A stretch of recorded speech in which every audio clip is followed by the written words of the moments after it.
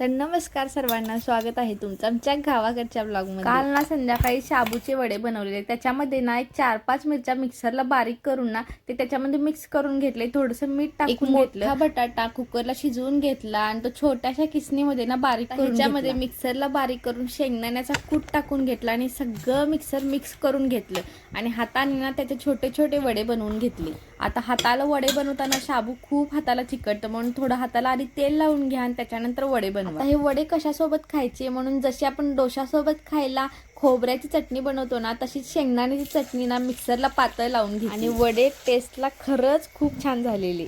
आता पावसाळ्यात झाडे फास्ट उगवून येतात, म्हणून घराच्या अवतीभोवती इकडे तिकडे फुलांच्या सगळ्या ठांजा परवा कारलीची झाडं इकडे तिकडे लावून घेतली, तशीच ना आम्ही परवा घेवड्याच्या बिया सगळीकडे टोचलेल्या आणि त्याचीच ना आता वेली खूप जास्त वाढलेल्या आहेत। आणि माझ्या व्हिडिओमध्ये तुम्हाला घेवड्याची वेल दिसत आहे। आज एकादशी सोडायला खरं तर पोळ्या बनवायच्या असतात, पण आम्ही चपाती, बासुंदी, बटाट्याची भाजी, दोडक्याची भाजी, डाळीची आमटी आणि आळूच्या वड्या बनवायच्या ठरवल्या। आणि ही पहा, आळूची पानं तोडून त्याला स्वच्छ धुवून ठेवल्यात आई, आणि आळूची पानं केवढी मोठी मोठी लागल्यात पहा घराच्या मागे आमच्या।